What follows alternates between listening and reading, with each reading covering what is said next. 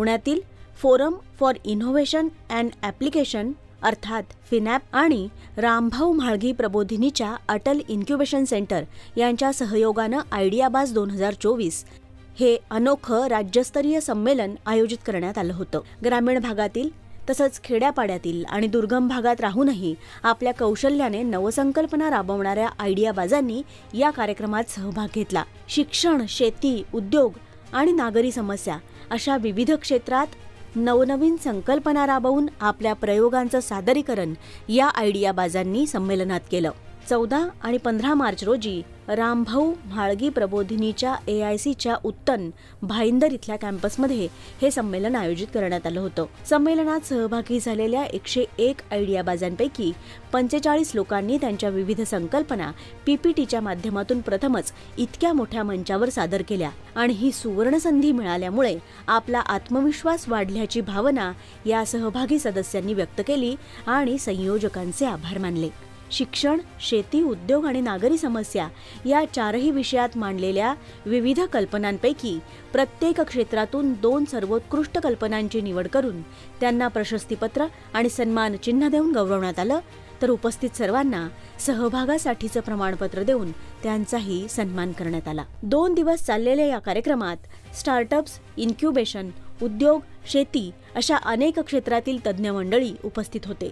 रामभाऊ म्हाळगी प्रबोधिनीचे कार्यकारी संचालक जयंत कुलकर्णी, AICचे कार्यकारी संचालक उदय वांकावाला, भाऊ इन्स्टिट्यूटचे महाव्यवस्थापक गिरीश देगावकर, पॅले श्रीजनम याचे अध्यक्ष निवृत्त ब्रिगेडियर P. गणेशम, महाराष्ट्र राज्य कौशल्य विद्यापीठाचे कौशल्य विभागाचे भूषण लवांदे, पेटंट आणि कॉपीराईट SPU पुण्याचे अध्यक्ष advocate Vidyadhar Kulkarni, NMIMS school of डिझाईनच्या संस्थापक संचालक Sau Manisha Phadke, business design and innovation Welingkar institute of मॅनेजमेंटचे अधिष्ठाता doctor Kaustubh Dhargalkar, synergy infrasys management private लिमिटेडचे व्यवस्थापकीय संचालक तसंच COEP आणि भाऊ इन्स्टिट्यूटचे अध्यक्ष डॉक्टर राजेंद्र हिरेमठ अशा सर्वांनी महाराष्ट्रातील कानाकोपऱ्यातून आलेल्या सर्वांना विविध उपयोगी विषयांवर मार्गदर्शन करून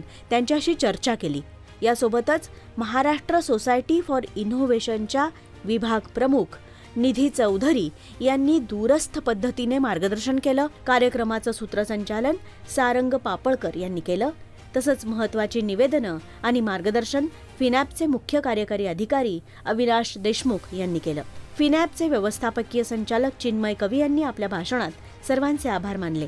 कार्यक्रमाच्या समारोप सत्रात भारतीय किसान संघाचे महाराष्ट्र राज्य संघटन मंत्री चंदन पाटील यांनी मार्गदर्शन केलं आणि हा कार्यक्रम यशस्वी केल्याबद्दल मार्गदर्शक, तज्ज्ञ आणि सर्व सहभागी आयडियाबाजांचे आभार मानण्यात आले आणि या आयडियाबाजांनीही संयोजकांचे मनापासून आभार मानले आणि हा कार्यक्रम यशस्वी केला. भविष्यातही अशाच प्रकारच्या चांगल्या कार्यक्रमांची आपण वाट पाहत असल्याचं या आयडियाबाजांनी आयोजकांना आवर्जून सांगितलं.